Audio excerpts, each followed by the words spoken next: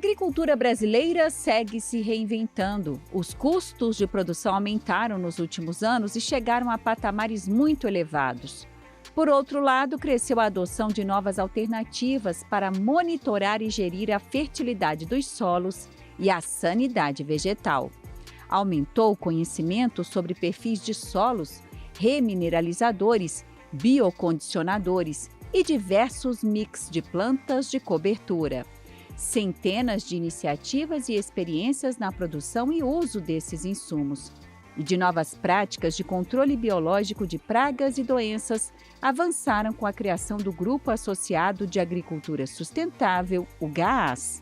A associação ajuda os agricultores a obterem sua independência de pacotes tecnológicos prontos. Além de caros, muitas vezes eles são inadequados às condições tropicais de produção. O GAAS promove a troca de experiências entre produtores rurais, técnicos e fornecedores de insumos. Seus membros buscam praticar uma agricultura tropical com base em modelos regenerativos e sustentáveis e buscam oferecer alimentos saudáveis ao Brasil e ao mundo. O GAAS reúne um conjunto de produtores, técnicos, consultores, pesquisadores e empresas voltado à agricultura sustentável. O grupo atua na organização de eventos técnicos, promove treinamentos sobre manejos regenerativos, oferece parcerias comerciais e trabalha na gestão do conhecimento, integrando experiências de campo às pesquisas científico-acadêmicas. Para entender melhor o histórico e o futuro dessas novas iniciativas e técnicas de agricultura sustentável e o papel do produtor rural, o pesquisador Evaristo de Miranda conversa com Ivo Frari, agricultor especialista no uso de insumos tradicionais e biológicos em soja, milho, trigo, feijão e outras culturas, e também membro do GAAS. Olá, bem-vindos ao Brasil Verde, um programa dedicado à sustentabilidade da agropecuária brasileira. E essa sustentabilidade é sinônimo de inovação, de tecnologia, mas não apenas de pacotes tecnológicos, e sim da capacidade técnica do agricultor de entender cada vez mais o seu clima, o seu solo, a sua propriedade, o seu sistema de produção, não é? Esse é um trabalho que vem crescendo no Brasil de qualificação dos produtores rurais, no qual existe um grupo que trabalha muito nesse sentido há alguns anos, e nós temos a alegria de receber hoje aqui no Brasil Verde o Ivo Frari, lá do GAAS. Bem-vindo ao Brasil Verde, Ivo. Pois não, muito obrigado pelo convite. Ivo, antes de nós entrarmos em toda essa evolução que vem acontecendo na agricultura brasileira, né, em busca da sustentabilidade, você poderia contar para nós um pouco da sua história? Você nasceu no Rio Grande do Sul, atualmente você mora no Paraná, já há muito tempo você lida com a agricultura do Paraná, você estava lá na origem desse trabalho do plantio direto, você viveu essa experiência. Pode contar um pouco para nós a sua formação? Como é que foi a sua carreira para chegar onde você está agora? Bom, primeiramente quero dizer que eu sou descendente de agricultor italiano. E o meu trisavô veio para o Brasil em 1880. Desembarcou no Porto de Rio Grande. Ele foi assentado na região da Serra Gaúcha, em Guaporé especificamente. Na Itália, a família morava na comunidade, né, de Pederobá, província de Treviso, região do Vêneto. E a minha família morou, então, no Rio Grande do Sul, até 1960, num distrito do município de Guaporé, atuando na atividade agrícola manual na época. Somos em 11 irmãos e mudamos para a região oeste de Santa Catarina numa viagem de 2 dias e 1 noite para um percurso de 450 quilômetros de estrada de chão com 3 caminhões. Então, esta é o meu itinerário pelo Brasil. Hoje estou em Ponta Grossa desde 78, onde eu atuo na área técnica.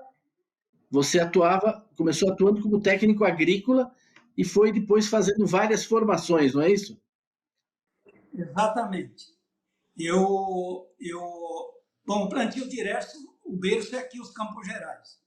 O senhor conhece muito bem como foi a história aqui de Ponta Grossa, Castro, Bagi e a região aqui em volta de Ponta Grossa, que é o núcleo central. Então, naquela época, nós não tínhamos máquina para o plantio direto. Nós tivemos que desenvolver as plantadeiras com adaptações, fazer entrelinha em soja. Nos tempos dos terraços, imagina a bagunça que era.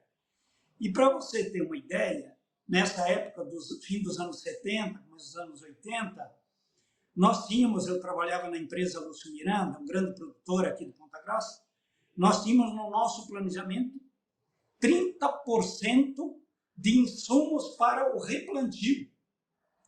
Se hoje nós estivéssemos ainda fazendo isso, foi uma guerra para entrar no plantio direto, aprender apanhando.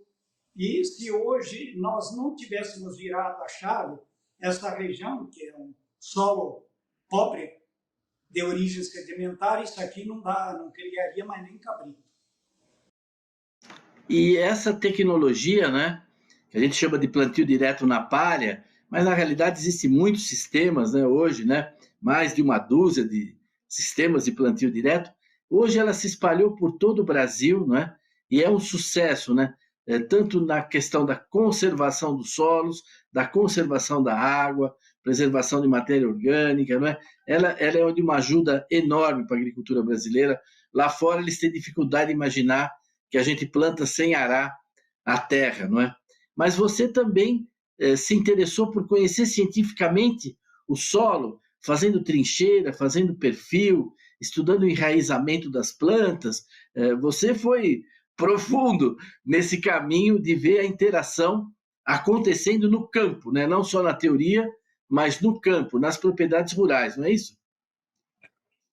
Exatamente. Não foi coisa fácil no começo, mas nós não desistimos porque sabíamos ou a gente conseguiria dar viabilidade ao plantio direto ou nós sucumbiríamos àquele sistema de agricultura convencional, aonde o solo, a maior parte da camada superior mais fértil, ia embora para os rios.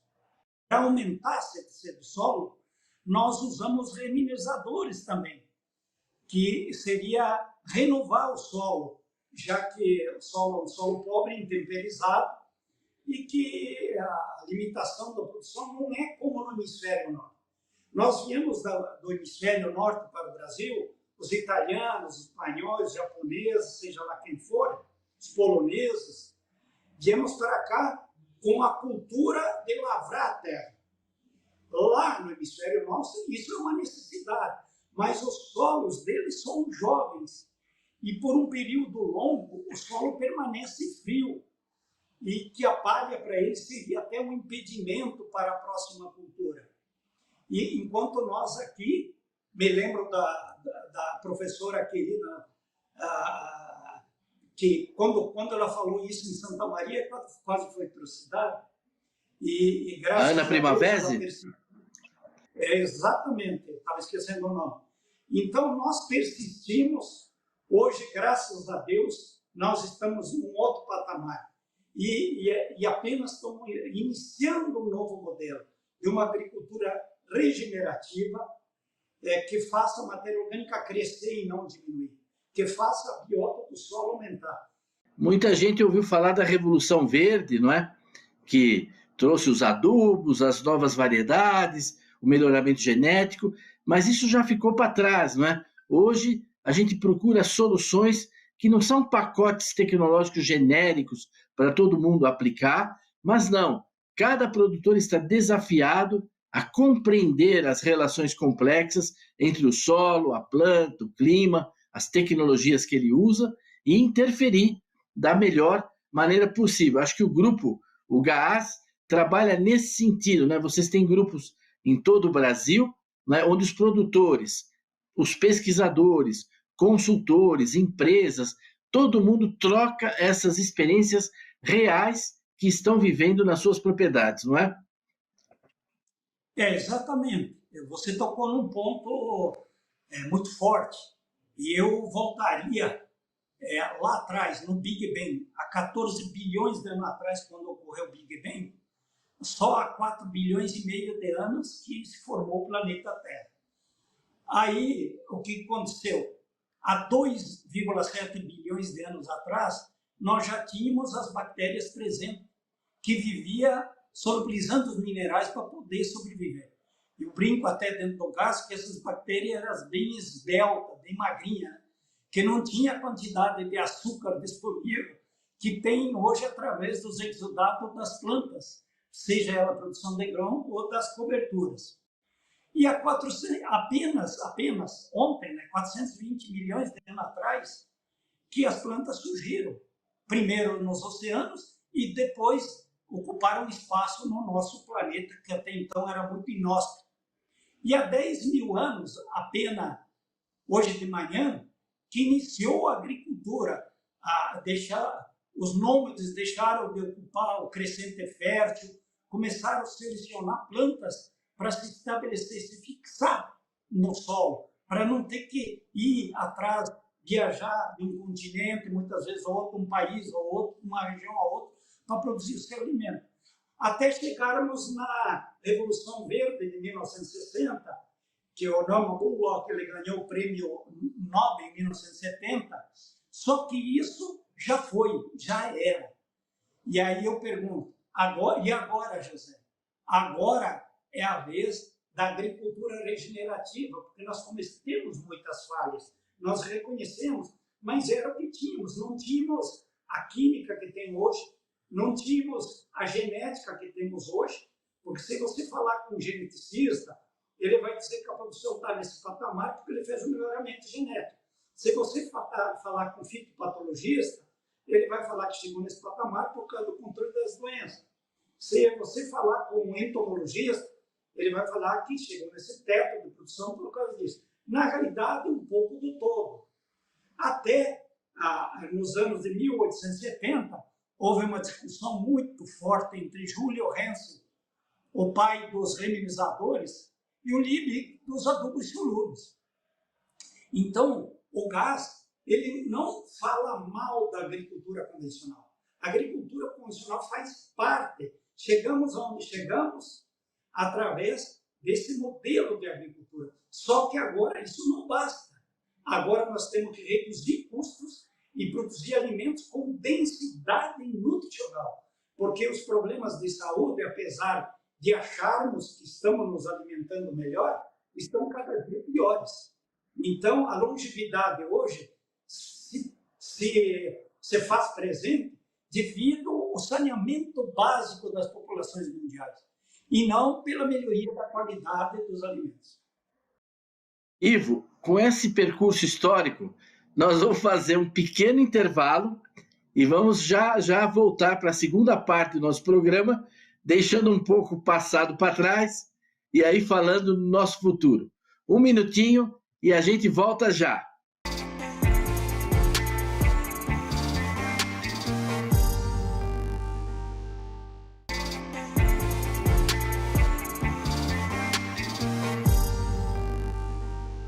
Estamos de volta aqui no Brasil Verde, conversando com o Ivo Frari. Ele é um diretor científico do grupo de agricultura sustentável, né? São grupos em todo o Brasil que trabalham nessa perspectiva de uma agricultura regenerativa, sustentável, uma nova etapa, né, do desenvolvimento da agricultura brasileira. Nós percorremos um pouco o passado, várias experiências, e que agora convergem para novos modelos, para novos desafios.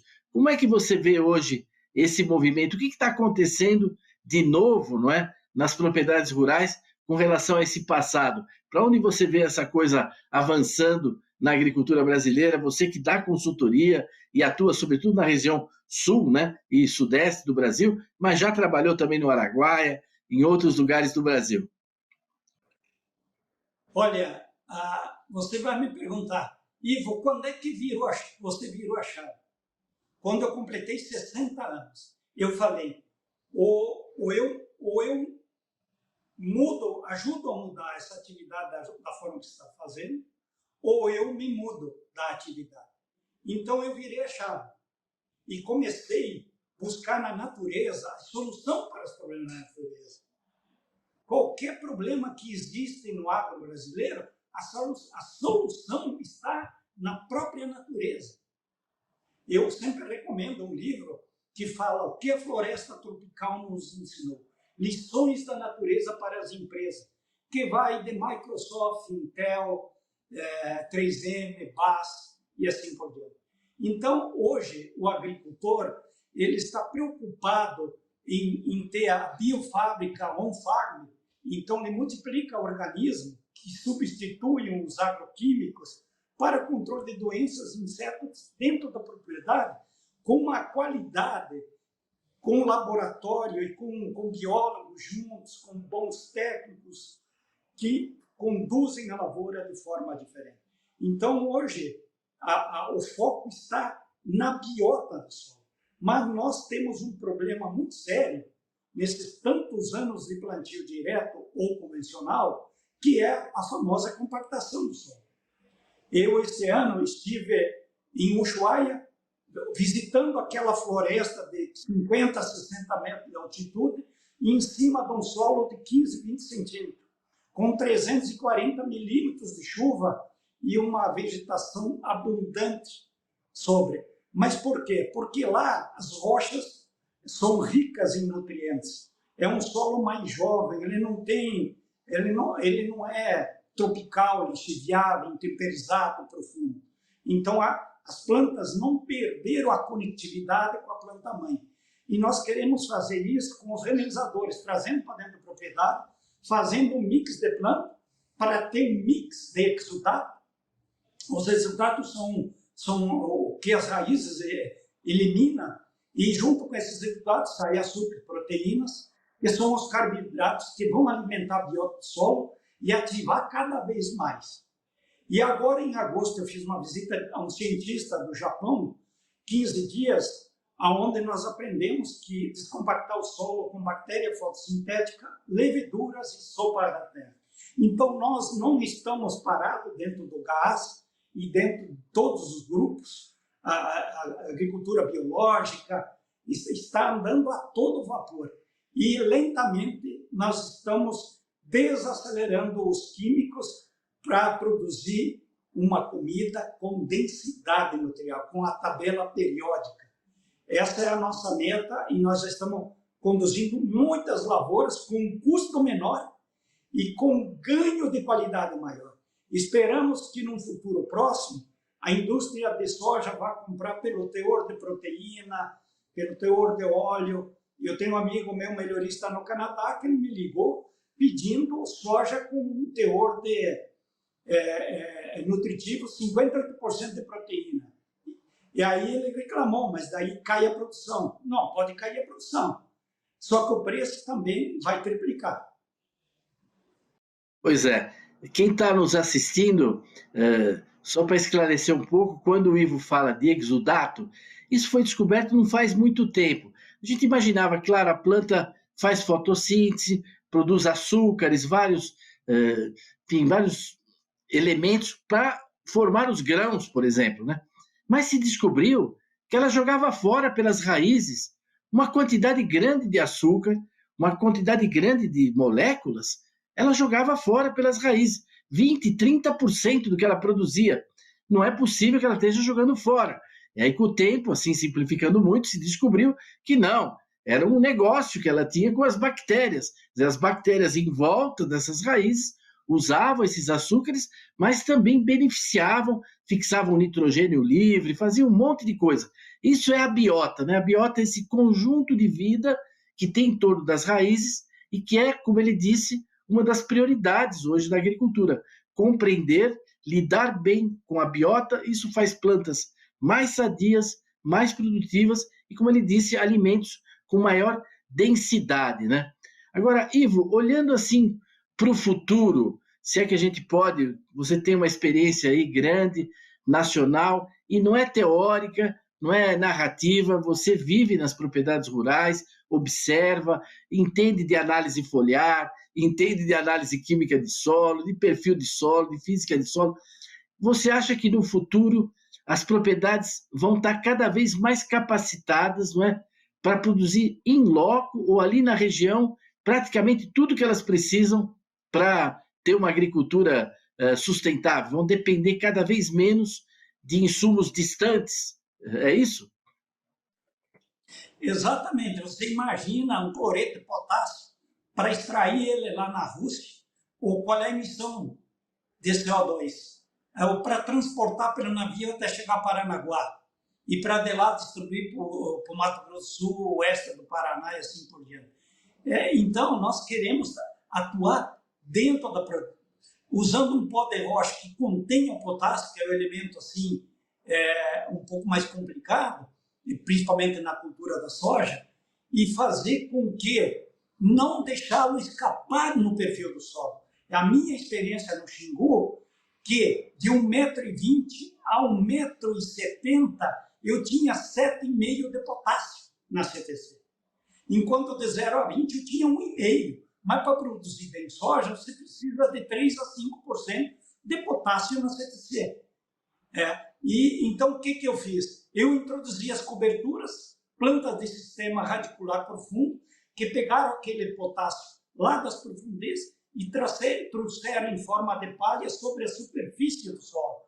E como o potássio não é constituinte da cadeia carbônica, ele com a chuva seria como um chimarrão para o gaúcho. Está prontamente disponível para a próxima cultura. Olha a importância de entender as relações micro-organismo-planta e não só jogar mais 100 kg de mato, de DAP, de triplo, e não é por aí. O caminho é melhorar a condição física, biológica, para que a mãe natureza possa suprir grande parte desses adubos solúveis, que são grandes poluentes do meio ambiente, das águas subterrâneas, dos lagos, causando problemas sérios. E, só para completar aí, doutor, eu estive num congresso na Alemanha, onde a presidenta Bayer mostrou que no mundo nós temos 2 bilhões de pessoas com deficiência de ver. O desenvolvimento mental, a capacidade de aprendizagem na infância, na adolescência, é limitada limita até o próprio trabalho físico. E nós temos outros tantos 2 bilhões com deficiência de zinco, que a pessoa fica mais suscetível a infecções, diarreia, lesões de pele. O zinco é importante na expressão do gene. Então, o que nós temos que fazer? Nós temos um trabalho de um professor aqui, que é um biólogo, ele tem 80 anos, é o nosso guia, o professor Knapp, e ele fez amostra de soja produzida com reminizadores, soja produzida com adubo convencional. A quantidade de micronutrientes que tem na soja é espetacular dos outros reminizadores. E o que mais? E ele fez, olha a inteligência dele.